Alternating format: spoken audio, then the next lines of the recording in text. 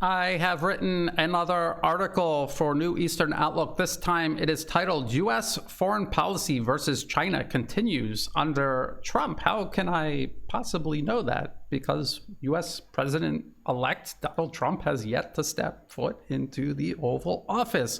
Well, I know that because this is what he did in his previous administration. This is what every U.S. administration has done since the turn of the century. And this is what everyone he has now surrounded himself with in his upcoming cabinet have worked on their entire political career. So I think it's safe to assume that U.S. hostility and confrontation toward China, its continued attempt to encircle and contain China, this will persist under a upcoming Trump administration. So I'm going to do as I always do. I'm going to read the article.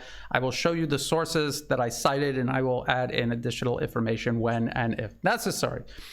The incoming Trump administration is poised to pick up where the Biden administration has left off on the decade-spanning centerpiece of U.S. foreign policy, the encirclement and containment of China.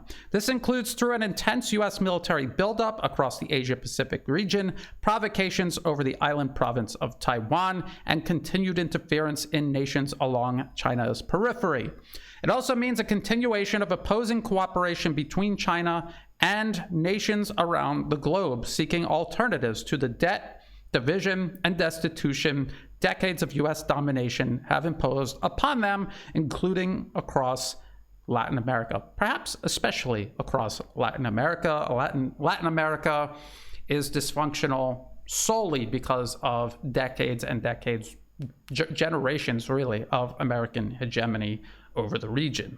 With the appointment of leading neoconservative war hawks to key positions, including U.S. Secretary of State, the U.S. Secretary of Defense, and the Director of the Central Intelligence Agency, far from ending America's wars abroad, the incoming Trump administration is poised to reprioritize and pivot toward the largest and most dangerous confrontation of all. And of course, that is obviously with China. If the U.S. is struggling in a proxy war with Russia in Ukraine, how is it supposed to fight any sort of conflict against a much larger and more capable China, again, on the other side of the planet, essentially from U.S. shores?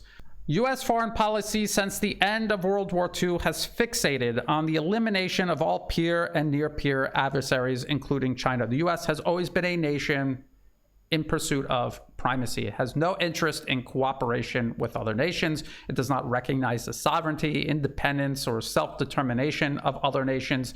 It feels entitled to impose itself upon the globe. And this has been a thread all throughout U.S. foreign policy. No matter where you look, government documents decades ago, policy think tanks, regardless of the political party it's usually affiliated with, and regardless of any administration that has stepped foot into power, either in the White House or any Congress, regardless of which party controls it. So in this article, I actually look at a few of these documents, and I have shown this one many times before. This is from the U.S. State Department's Office of the Historian, and this goes all the way back to 1965 when the U.S. was at war with Vietnam. It's titled Draft Memorandum from Secretary of Defense McNamara to President Johnson. And the subject is Courses of Action in Vietnam.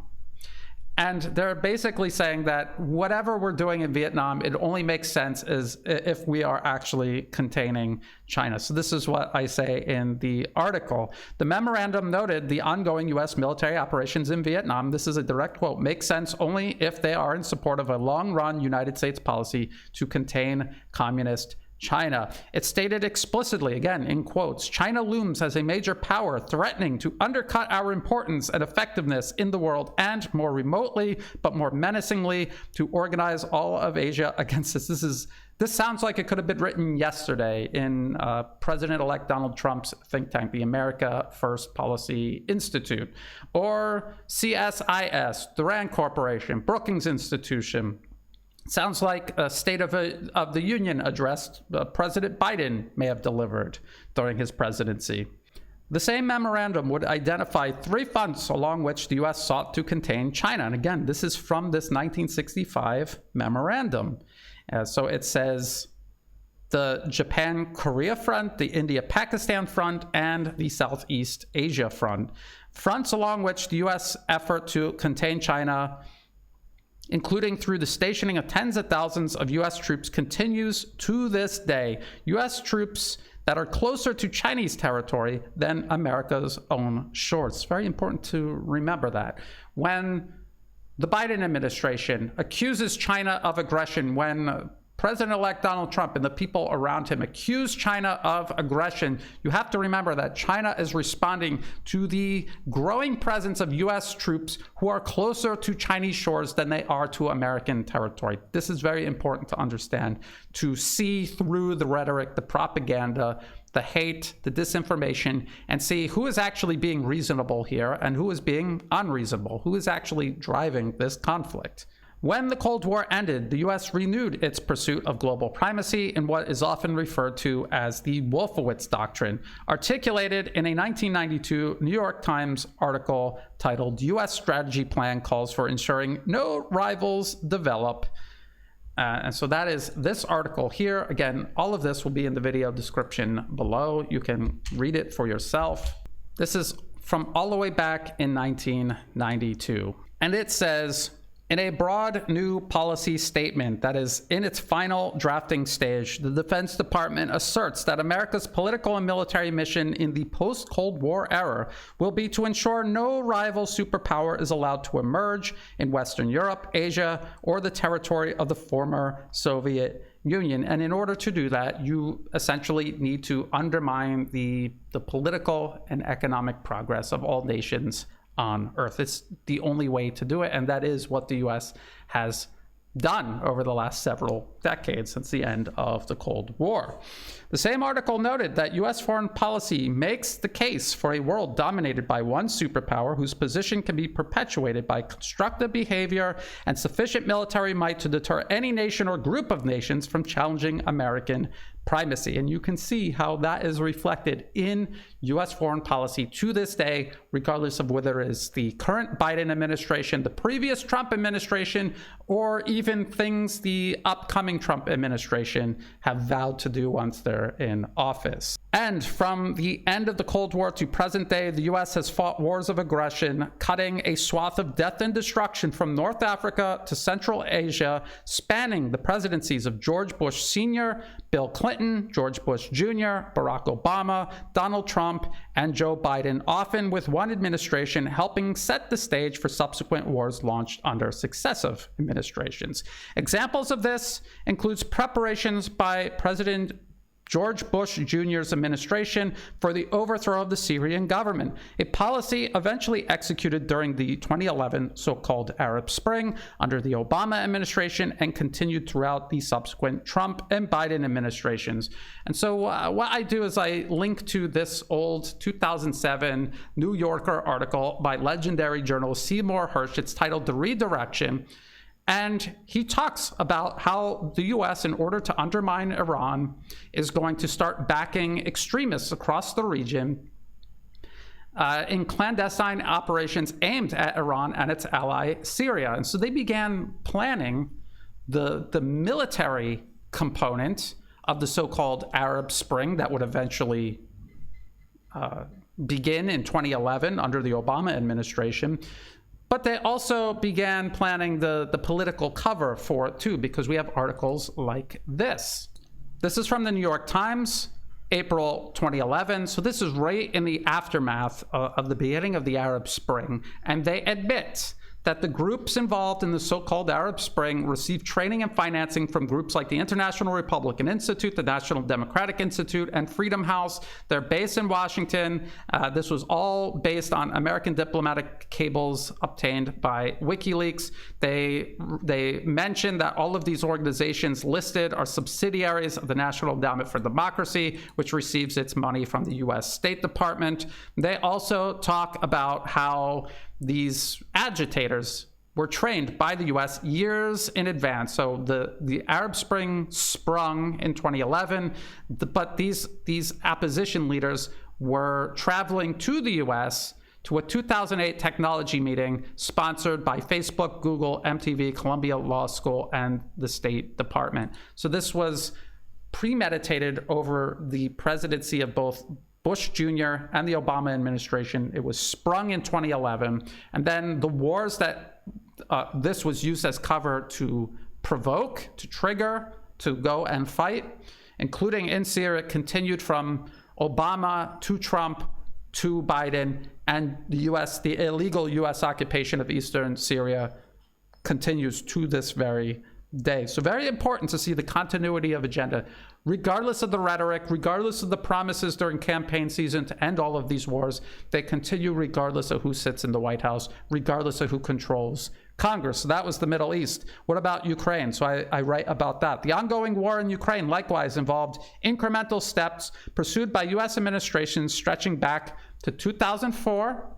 Again, this 2004 Guardian article, U.S. campaign behind the turmoil in Kiev. They admit, and I've gone over this article many times, the link will be in the video description below. It was an American creation. This was the first major attempt to overthrow the Ukrainian government, install a US-friendly client regime that would turn itself against Russia, pursue NATO membership, and transform itself into a military proxy for use against Russia. That began in 2004 under President George Bush Jr. We remember the U.S. successfully overthrew the Ukrainian government in 2014. We remember members of the U.S. State Department, including Victoria Nuland, walking around in Kiev with the protesters, U.S. senators on stage with the protesters, being caught in leaked phone calls, handpicking the incoming client regime that would serve U.S. interests at the expense of Ukraine's interests. And of course, it continued under President Donald Trump during his administration. This was from 2019. Trump administration approves new sale of anti-tank weapons to Ukraine. So they repeatedly attempted to overthrow the Ukrainian government beginning in 2004, and they were preparing the grounds to do so even before that. It was successful. In 2014, under the Obama administration, they began transforming Ukraine into an anti-Russian militarized proxy. And President Trump, during his administration, sending arms to Ukraine was the final red line crossed, convincing Russia that they would need to intervene. Otherwise, this military menace on their border would only grow and become more dangerous and more difficult to stop in the future.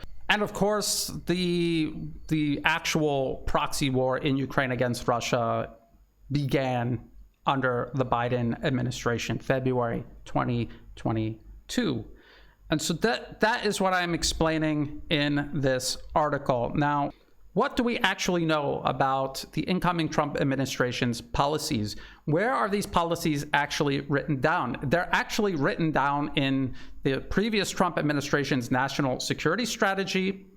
That is publicly available. You can download it and read it. He also is connected to a think tank, the America First Policy Institute, which has almost indistinguishable talking points from the previous Trump administration's national security strategy and indistinguishable from things President-elect Trump himself said while he was campaigning this time around.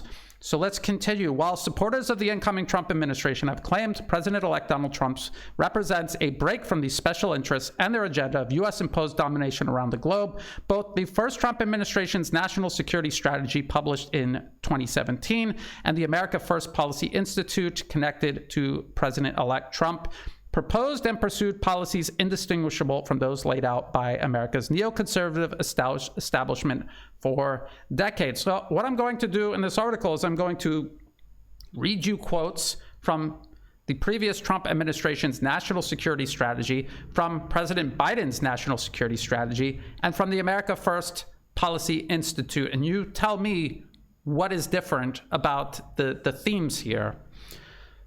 The Trump administration's 2017 national security strategy would claim the United States will respond to the growing political, economic, and military competitions we face around the world. China and Russia challenge American power, influence, and interests, attempting to erode American security and prosperity. They are determined to make economies less free and less fair, to grow their militaries, and to control information and data, to repress their societies and expand their influence. This is propaganda that we have heard over the last 4 years this under the Biden administration. This is what we listened to for 8 years under the Obama administration. And this is literally word for word taken from President Trump's previous administration's national security strategy.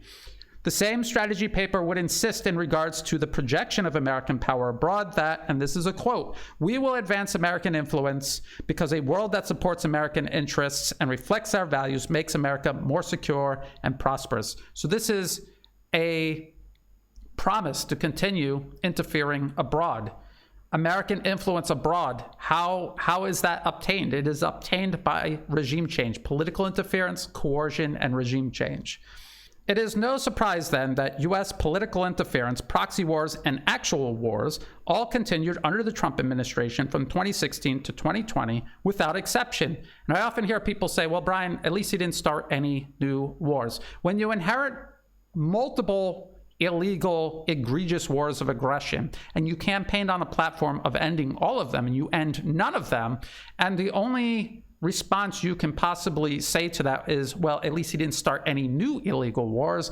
That is a very low bar to set. Also, it's not entirely true. I pointed out how under the Trump administration, the US began arming Ukraine. Now, that would have happened whether it was Trump or Hillary in office. But the point is, that was the final red line that convinced Russia they needed to carry out the special military operation. It was only a matter of practicality and timing that it ended up unfolding during the Biden administration, the subsequent Biden administration. And it would have unfolded if Trump won a second term consecutively. Now let's read a little bit from the Biden administration's national security strategy, and you can hear how identical the main idea actually is. The subsequent Biden administration's 2022 national security strategy right here. Again, publicly available. You can download this and read this for yourself in its entirety. The link will be in the video description below. This is what it says. The People's Republic of China is the only competitor with both the intent to reshape the international order and increasingly the economic, diplomatic, military, and technological power to do it. Beijing has ambitions to create an enhanced sphere of influence in the Indo-Pacific and to become the world's leading power. It is using its technological capacity and increasing influence over international institutions to create a more permissive condition for its own authoritarian model and to mold global technology use and norms to privilege its interests and values. Beijing frequently uses its economic power to coerce countries.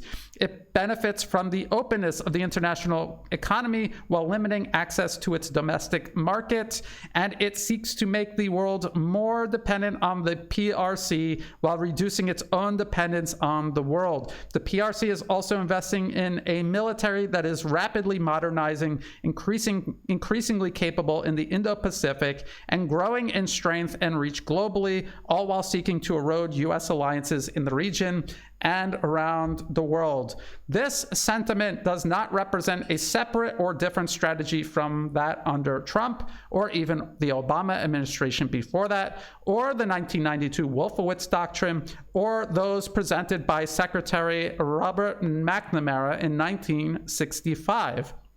In that memorandum that I quoted from, but instead the evolution of a singular strategy pursued post-World War II, continued post-Cold War, up to and including today. If you read these national security strategy papers published under the Trump administration, Obama, Biden administration, if you read them objectively, if you clear out your political bias and you read them objectively, you will see that it is one single strategy pursued regardless of who is sitting in the White House, regardless of who is controlling Congress.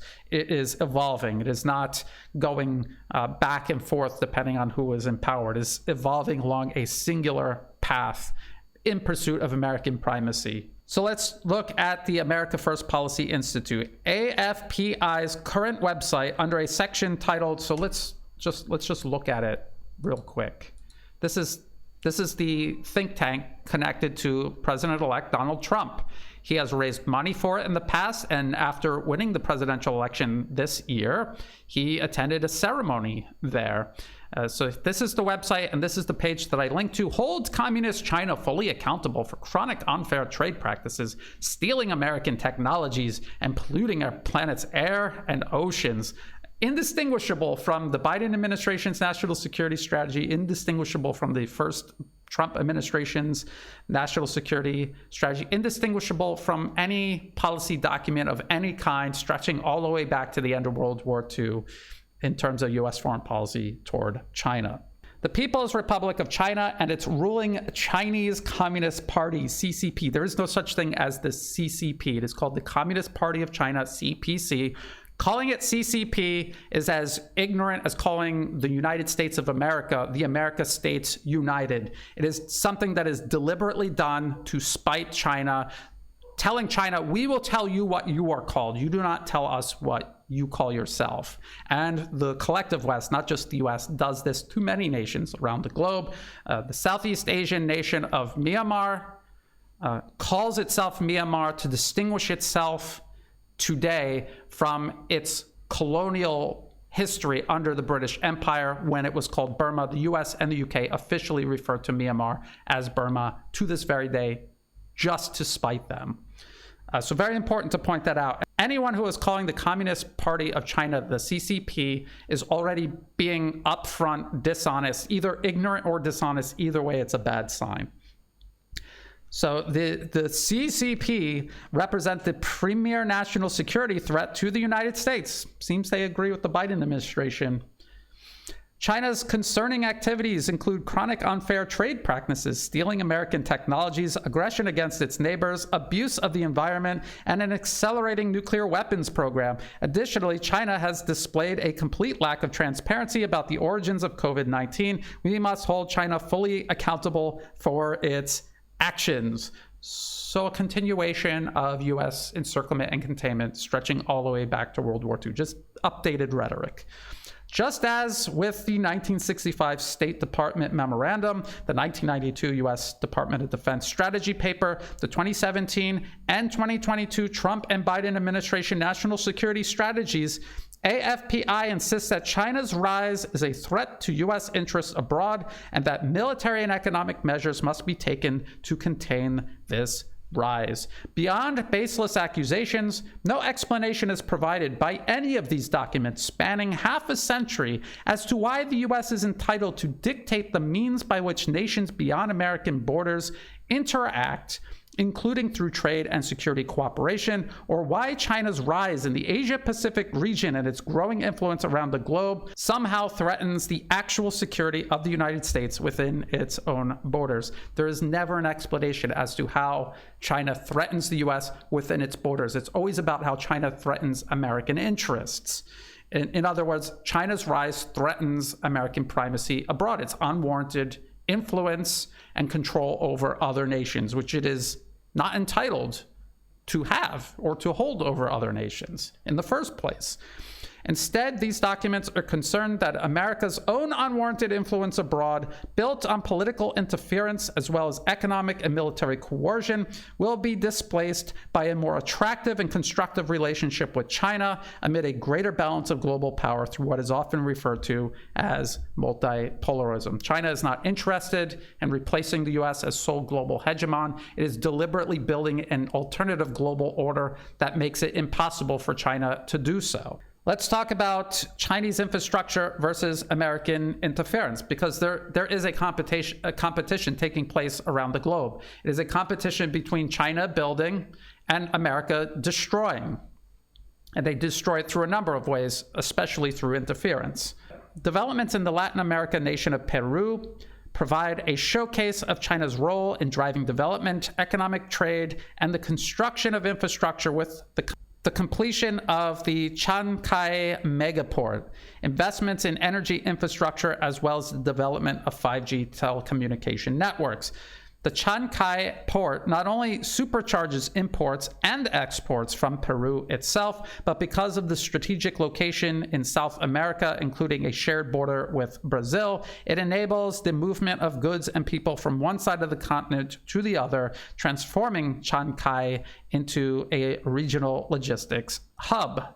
And all of that is admitted in this Reuters article that is that is actually trying to condemn this development, but all throughout it, they admit all of the benefits this port is actually going to have for Peru. Peru, along with the rest of Latin America, Central and South America, this is an entire region that has been artificially stunted in terms of economic development. This is because of decades and decades of U.S. interference, U.S. regime change, U.S. sanctions, covert military operations, the sponsoring of narco-terrorism, death squads that would attempt to eradicate entire political movements across the region. And this is what has left Latin America destitute and destabilized. And this is why you have so many people from across Latin America moving into the United States. And the irony is that China's relationship with Latin America, building it up, restoring stability and prosperity, that would mean these people would stay in their own country and they would build their own future. They would want to stay there. They would want to participate in the peace, stability, and prosperity that they were enjoying. They would no longer feel the need to make a dangerous trip all the way to the United States and face an unknown fate there. So the irony is the United States, especially under the Trump administration, is going to enthusiastically pursue blocking China's cooperation with Latin America, but that will only compound and draw out all of the problems in Latin America caused by the U.S. in the first place, causing people in large numbers to go to the United States itself. The U.S. government has opposed Chinese investments, infrastructure projects, and growing trade around the world, including in Latin America. On U.S. government-funded media platforms like Diálogo Americas, maintained by U.S. Southern Command, a clear policy of opposing Chinese influence is pushed using fabricated claims of dual-use infrastructure, providing a foothold for a future military presence in the region. And this is their website. And if you look at the homepage, there is nothing that overtly says that this is a website operated by U.S. Southern Command. Although if you have an open mind and you see everyone they're interviewing, it's pretty obvious it's connected to the U.S. military. But there is nothing that overtly states it. If you look at these cartoons down here, you can even see this is the port opening, and it's depositing Chinese troops into Peru. There's another one where there's this one where the new port interrupts this happy life of these small-scale fishermen. And oh no, here comes the port. It's obstructing their view. They're behind a brick wall, and here comes China basically to eat Peru. So this is the nonsense being pumped out by U.S. Southern Command, basically the Pentagon, the U.S. Department of Defense. This is funded by U.S. tax dollars, pumping out propaganda. So let's continue. The website even contains cartoons depicting China's port eating Peru and delivering legions of Chinese soldiers to its shores. An irony considering Washington's own history of deploying or backing covert military forces in virtually every nation in Latin America, including Peru. And I link to this Guardian article from 2020. Operation Condor, the Cold War conspiracy that terrorized South America. This was a U.S.-backed campaign. This was the United States terrorizing and mass murdering people all across Latin America and maintain control over it. So we see overt proxy wars in Ukraine against Russia. We see a growing overt campaign against China on the island province of Taiwan and in the Philippines, with the U.S. obviously backing it. During the Cold War, the U.S. also pursued campaigns like this more covertly, but as destructive and disruptive to people's lives. While Diálogo Americas is easily dismissed as transparent U.S. government and military propaganda, identical narratives are uncritically repeated across mainstream media, like the Financial Times. So we have this article from the Financial Times. U.S. raises concern with Peru over Chinese control of infrastructure. And all of these lies, all of this literally cartoonish propaganda pumped out by the Department of Defense is just uncritically repeated by the Financial Times. In Financial Times 2023 article, U.S. raises concern with Peru over Chinese control of infrastructure. It warned, the U.S. has expressed concern to Peru that China is gaining control over critical parts of the South American nation's infrastructure, including electricity supply to the capital Lima and a new megaport on the Pacific coast. That was just inaugurated this month. Chinese companies have been buying power, mining, and port assets across Latin America in recent years, but the scale of Beijing's investments in Peru, along with their strategic position, has caused particular concern, said a senior U.S. official. Washington has raised the issue with Lima directly. So the United States is talking to Peru as if they're not smart enough to understand the risks of their own actions, and they're incapable of pursuing independent foreign policy. And here's the U.S. telling them, you need to pursue a different foreign policy. And of course, we know what follows. If they do not, the U.S. will begin undermining them and eventually attempt to violently overthrow them, replace them with someone who will pursue foreign policies the U.S. wants Peru to follow.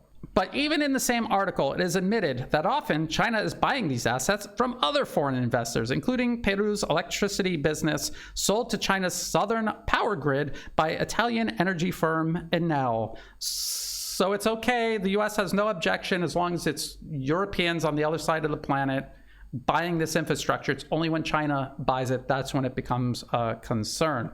While U.S. and European investors seek to maximize profit through controlling infrastructure, industry, and services worldwide, a practice that has caused runaway cost of living crises in their own respective nations, China's interest is more practical. Energy infrastructure is required to facilitate both China's own joint projects in Peru, as well as Peruvian industry exporting valuable raw materials, crops, and manufactured goods to China where they are needed. Beyond merely statements of protest, the U.S., through its National Endowment for Democracy, the U.S. Agency for International Development, known as USAID, and adjacent private organizations like Open Society have funded and directed opposition groups both in Peru and around the world to oppose closer cooperation with China.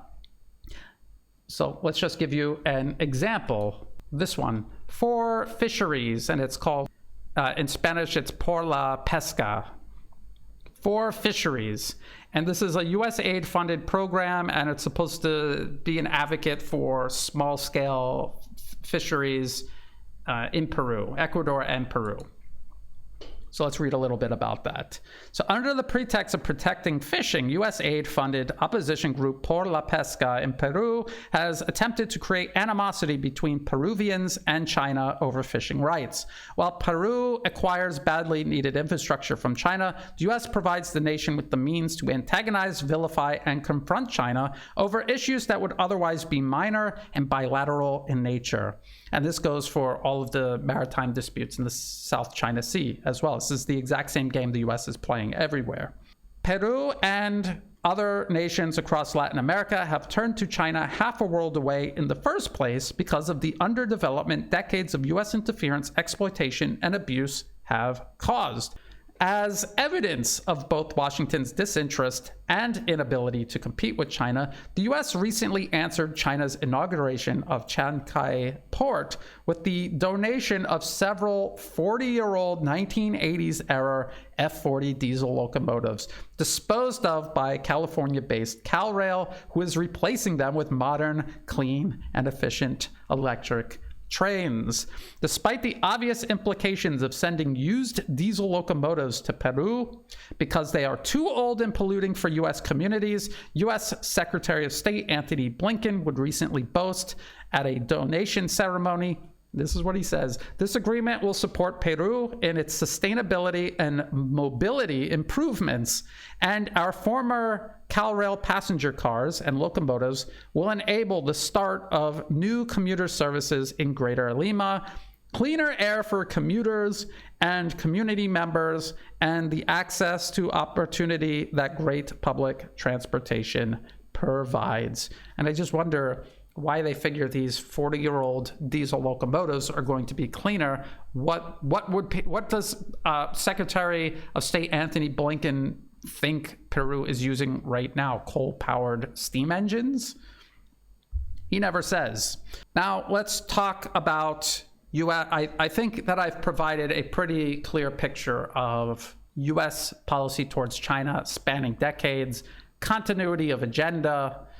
Let's talk about the upcoming Trump administration, U.S.-China policy to come. The Trump administration, in its previous 2017 national security strategy, current AFPI proposals, and rhetoric amid this most recent U.S. presidential campaign, has provided no evidence at all that it plans on breaking with this decades-spanning policy of encircling and containing China, and failing that, confronting it with increasingly aggressive measures. In fact, all evidence suggests the U.S. is preparing a policy more aggressive than ever, including ramping up efforts to challenge both international law and bilateral agreements with China over the status of its island province of Taiwan. And I have to repeatedly point this out. This was the original agreement, bilateral agreement between the US and China over the status of Taiwan.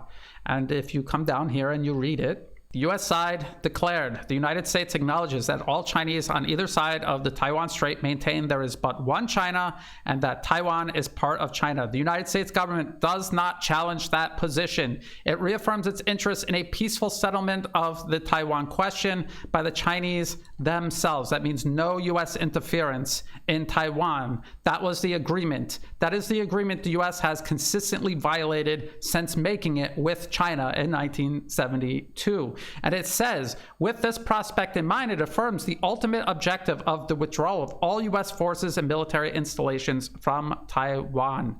And yet, they did eventually withdraw all U.S. forces from Taiwan, and now they have been quietly sending them back to Taiwan.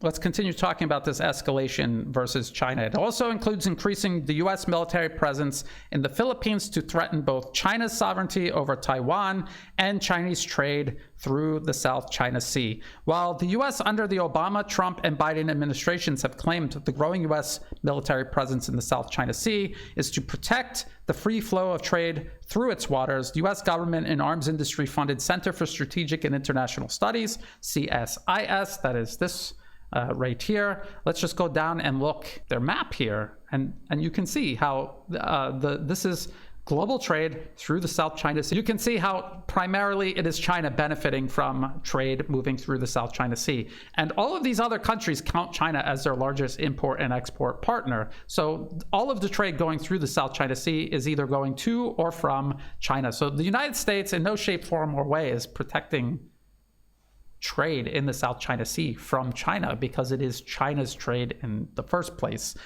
So I explain that in the article. So the CSIS admits that over a quarter of exports in the region are coming from China, with a large percentage of other regional nations' exports moving onward to China. Surely the U.S. isn't suggesting it's securing what is primarily Chinese trade from China. Instead, the U.S. is clearly positioning its military to threaten and eventually strangle Chinese maritime trade under the false pretext of upholding freedom of navigation.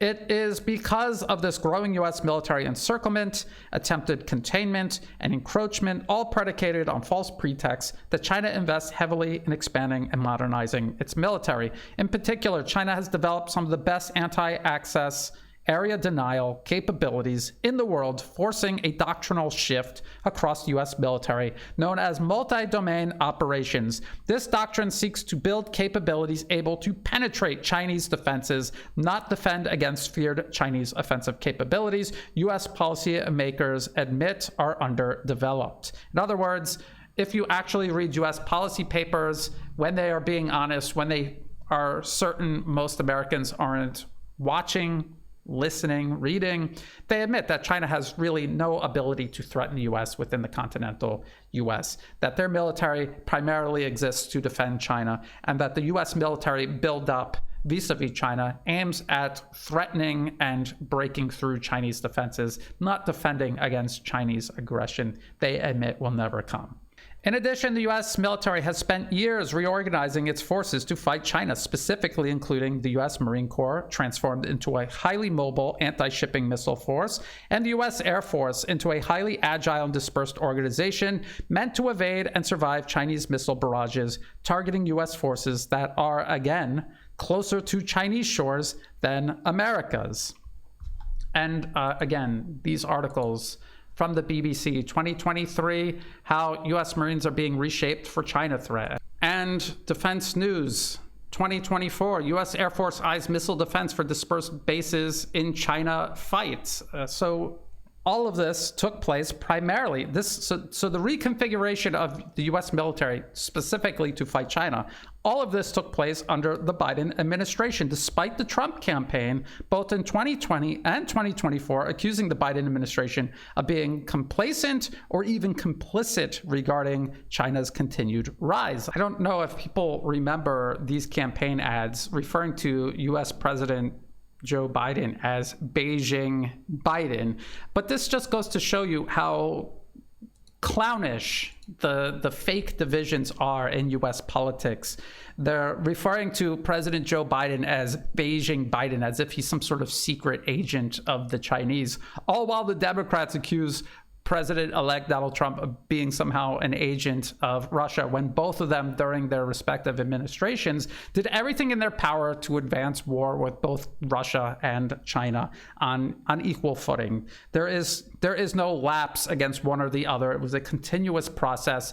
They play these games to get the American people to support at least part of the overall foreign policy objective. So if they can get Democrats to support war with Russia, and they could get the Republicans on board for war with China, they've got at least half of America supporting both wars.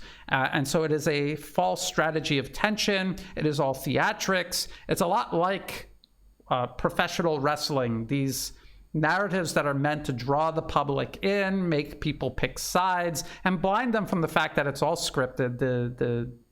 The conclusion of these matches is predetermined, and this is all being done by script writers, all for the benefit of an actual corporation making money off of all of this, all of the theatrics. That is a lot similar to the way US politics in Washington works. And it's an irony that President-elect Donald Trump actually used to participate in professional wrestling, and he's even had people from professional wrestling included in his cabinet. So this military force built under the Biden administration will be fully ready as the vehemently anti-China Trump administration comes into office, right in time for this reprioritization of U.S. aggression abroad.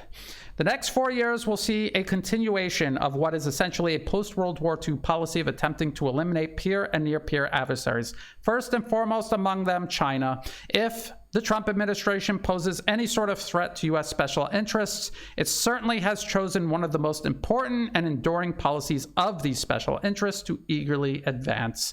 Because of China's growing economic and military power, the likelihood of the United States succeeding dwindles year to year, increasing both the desperation and danger of U.S. foreign policy and the cost it will inflict on the American people, both in treasure and potentially blood. Despite many hopes invested in the incoming Trump administration, the only change will be in how continuity of agenda is pursued, not if it will be pursued.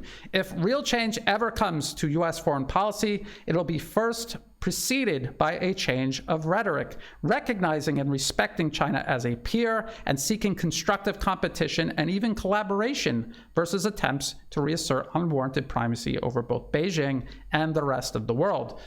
One of the easiest things for the Trump administration and the Trump movement in general to do is challenge the propaganda, the establishment propaganda, not just against Russia, but also against China, Iran, North Korea, Cuba, Venezuela. But as we can see, the Trump movement in general comprises of many people who eagerly consume and eagerly promote neoconservative narratives, propaganda, outright lies about all of these countries. They eagerly want to see the U.S. pursue the containment of China. They see Russia as less of a threat. They feel China is a more immediate threat. So it really is just a matter of priorities. It is not a matter of principle. In reality, none of these countries are a real threat to the U.S. They are a threat to U.S. empire. The U.S. has no right to establish or pursue empire.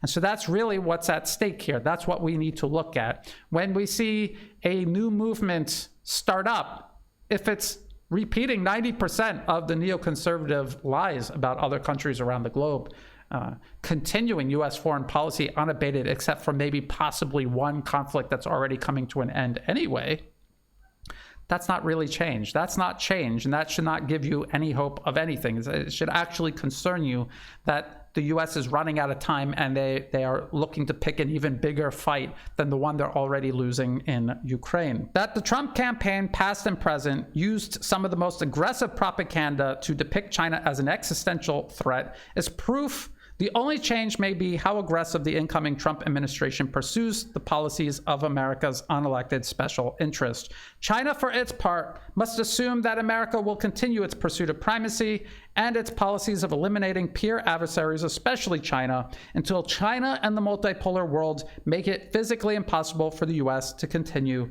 doing so. And this goes for Russia as well.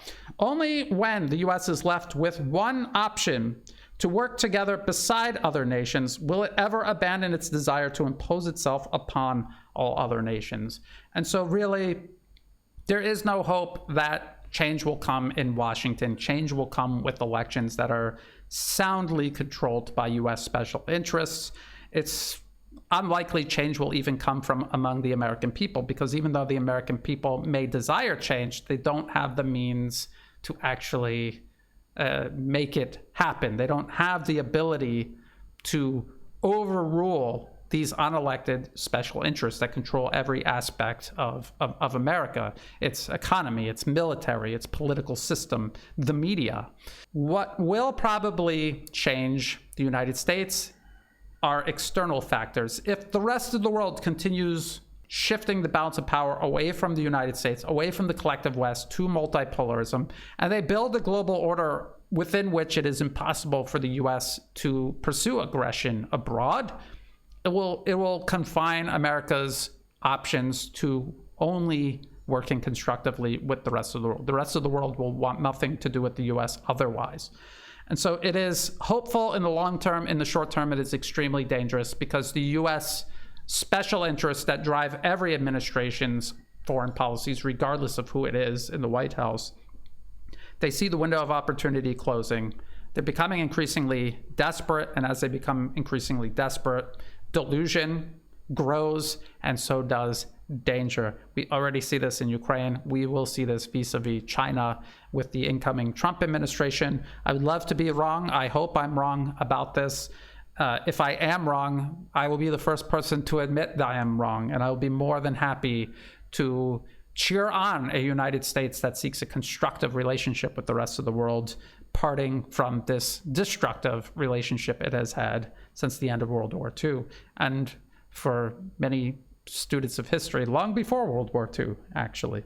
And finally, there are a lot of people who will be patient. They will wait and see what the Trump administration does. They hope that the Trump administration makes good on its promises. I don't think that they will. But these people, I am certain, when the Trump administration begins openly, obviously continuing everything the Biden administration was doing and more, when they do start confronting China, they will speak up about it. I know that they will.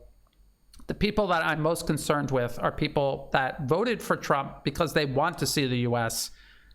end this foreign policy of aggression against all nations, including China, Iran, North Korea, Venezuela, Cuba, all of these countries. And then when the Trump administration continues doing it anyway, they will make excuses, and they will say things like, well, maybe we do actually need to go to war with China, or maybe Iran is a threat. And they will repeat the neocon lies that they were voting Trump into office to confront. Those are the people that concern me the most. I will continue keeping an eye on all of this and updating this as it develops. If you thought this update in particular was useful, please like and share. Think about subscribing. It's free to do. It helps the channel grow. Check the video description below for other places you can find and follow my work. All of my videos go up on YouTube, Telegram, and Rumble. I'm also up on X. In the video description are all of the links that I referenced, including the link to the article I was reading from. In the video description below are also all the ways you can help support my work. I do not monetize any of my social media platforms. If ads ever pop up, feel free to skip past them. They're not doing me any good. If you do want to help support my work, please do so through Buy Me a Coffee and also through Patreon. To everyone who has been helping out, whether it's a one-time donation, donations month to month, or if you have no additional resources to spare and you're just sharing my work with others, all of that is greatly appreciated. That is what allows me to continue doing this work. So thank you. And as always, thank you for watching.